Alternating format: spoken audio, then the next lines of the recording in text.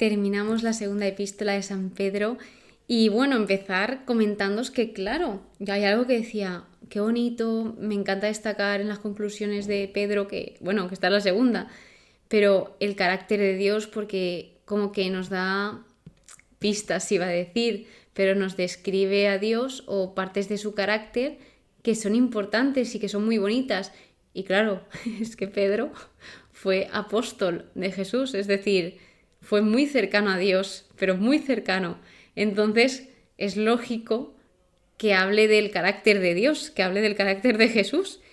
Y algo que más destaca Pedro en esta segunda epístola, aunque es muy breve, es que Dios es paciente y que Dios es paciente por nosotros, igual que todo lo hace por y para nosotros, por nuestro interés, por nosotros. Es que eso ya es muy fuerte.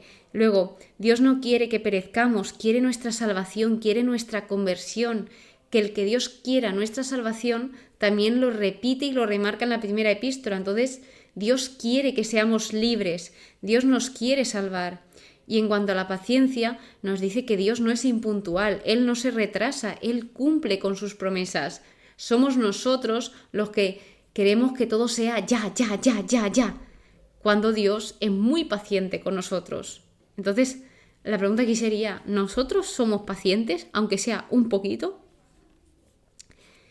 Más cosas sobre el carácter de Dios que nos muestra Pedro es que Dios es generoso, que Dios provee, nos da lo que necesitamos. Incluso yo siempre añado que nos da muchísimo más de lo que necesitamos.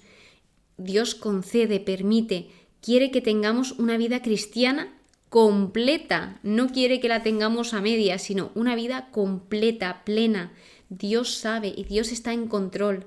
Dios es justo y tarde o temprano Él va a hacer justicia porque Él es fiel a sus principios y es fiel a su palabra. El Señor libra y esto muestra su bondad, de esta que hablábamos, y Él castiga y esto muestra la justicia de Dios. En cuanto al contenido de Pedro, creo que algo que lo que más puedo destacar es, aparte de esa parte de las promesas, de que Él nunca llega tarde al cumplimiento de sus promesas, es que me encantó esa escalera de las virtudes, la progresión, de que, pues, que empieza hablando de la fe y que termina en la caridad. Fe, virtud, conocimiento, templanza, paciencia activa, piedad, amor fraterno y caridad. Y así como curiosidad, estaba estudiando este libro con mi novio y me preguntó sobre la paciencia activa, que no sabe a qué se referiría muy bien Pedro en este caso. Y yo, pues cuando lo leí por primera vez, entendí que la paciencia activa es esa paciencia que no es indiferente, porque tú puedes decir, sí, soy paciente porque, pues bueno, está pasando esto y pues muy bien, pues que vaya pasando. Y yo creo que la paciencia activa es ser paciente, pero no estar de brazos cruzados sin hacer nada, sino esperar activamente, que no te sea nada indiferente. Pero he ido al estudio y el estudio tampoco habla mucho de esto. Esto es lo que yo he podido sacar. Que sea o no sea, eso ya es, no sé. Os comparto lo que he podido ver. Luego que Pedro se habla de él, se describe primero como siervo y luego como apóstol. Y esto dice mucho de él y de quién ha aprendido, que es de Jesús. Cuando Jesús dice, no he venido a ser servido sino a servir, también deja un gran ejemplo de humildad, porque el mismo Dios viene a servirnos a nosotros, que esto también humanamente lo piensas y te explota la cabeza, porque dices, ¿cómo puede ser que Dios venga a servirnos a nosotros y no nosotros que le sirvamos a Él? Es importante el testimonio, es importante que Pedro está hablando de que fue testigo de hechos como por ejemplo la transfiguración. Vemos que él no habla como de mitos, como otras personas hablaban en la época, sino que él habla historia, de hechos que han sucedido realmente. Destaca los recordatorios, que a pesar de que esa comunidad o de que las personas ya sabían de lo que hablaba, él le gustaba recordarlo y creía que era conveniente recordar esas cosas. Habla del esfuerzo, que esto lo remarca, del empeño, de poner ganas a cada cosa que hagamos. Destaca la importancia de la palabra de Dios, que en su primera epístola nos decía que era viva y eficaz, y en esta nos dice que ilumina, que es segura, que es verdadera, que los profetas son inspirados por Dios, que todo lo que está escrito en la Biblia no está escrito pues un día que se juntaron ahí un grupo de amigos y empezaron a escribir. Pues no, o sea, son personas inspiradas por Dios que escriben la palabra de Dios, porque obviamente no lo va a escribir un animal, la palabra de Dios, lo escribirá un humano que tiene esa capacidad de escribir. Porque muchas personas dicen, ¿pero cómo va a ser la palabra de Dios si ha sido escrita por hombres? ¿Por quién quieres que sea escrita? Bueno, también habla y advierte sobre malinterpretarla, porque muchas personas hacen mucho daño malinterpretando la palabra de Dios. Hay que tener muchísimas cosas en cuenta al leer, estudiar. Yo, por ejemplo, tengo muchas cosas en cuenta y aún así yo digo, es que creo que me tiene que faltar un montón de cosas más, porque a mí incluso me da temor compartir y equivocarme, porque claro, obviamente habré fallado millones de veces ya en los episodios, pero al final es centrarnos en aquello que entendemos, no en lo que no entendemos, porque obviamente va a haber cosas que entendamos y cosas que no, como nos decía Pedro, que en las cartas de Pablo y en todas las escrituras hay cosas difíciles de entender. Sin embargo, lo importante es que nos centremos en lo que entendemos.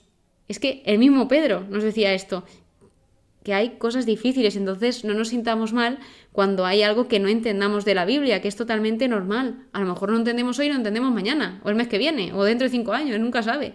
Los tiempos de Dios no son los nuestros. Recordamos ejemplos antiguos de justicia divina, de lecciones del pasado, de historias del Antiguo Testamento, que esto también me gusta porque al final recuerdas cositas y te ayuda un poco pues a traer memoria de todo aquello que has leído, de esas historias. Advierte sobre los falsos profetas, sobre los maestros, dónde pones tu felicidad, a qué te entregas. Esto nos hace reflexionar. También nos dice quién es un esclavo, que dice que se convierte en esclavo del que le vence y habla de los que prometen libertad al tiempo que ellos son esclavos de la corrupción. Entonces también se defiende mucho el ser libre, la libertad. Advierte sobre volver atrás conociendo el camino de la justicia. Una cosa es el desconocimiento y otra cosa es que lo conozcas y abandones el camino de la justicia. Creced en el conocimiento de Jesús y en la gracia. O sea, cómo destaca el crecimiento y el progreso. No nos podemos quedar estancados. O sea, nosotros como cristianos tenemos una responsabilidad. Tenemos que estudiar, formarnos, crecer. O sea, y ya no solo, por mucho que me cueste decirlo, ya no solo en la palabra de Dios, sino también en todos los ámbitos de nuestra vida. Es muy importante estudiar y formarse. Así que bueno, pues esto ha sido un poco resumen de todo lo que he aprendido de las lecciones de esta segunda carta, que he de decir que desde mi opinión, sinceramente, las dos me gustan muchísimo porque hablan de temas muy importantes. Pero para mí esta segunda epístola de San Pedro ha sido muy especial. Son 3 capítulos, son 3 páginas, pero creo que sobre todo en este tema del tiempo, de la paciencia, de que nosotros somos limitados, Dios es ilimitado, es muy importante tenerlo en mente, y también el crecimiento. Y me parece precioso porque creo que también le da mucho sentido al nombre del podcast, que hace unos años, ya va a ser 5 años, que no me lo puedo creer, va a ser 5 años, decidí ponerle construcción de mí. Y al final veo que todo tiene sentido. Y que también pues la Biblia habla en varias ocasiones de esto, ¿no? De construir, de crecer, de progresar, de formarse. Es precioso pues como Dios siempre va abriendo camino y nos va guiando siempre hacia el bien. Y recordad que todo lo que hagamos, lo hagamos con amor y que obremos el bien, que pongamos el amor por encima de todo. Muchísimas gracias por estar aquí, muchísimas gracias por escucharme de todo corazón. Espero que tengas muy pero que muy buen día y que Dios te bendiga.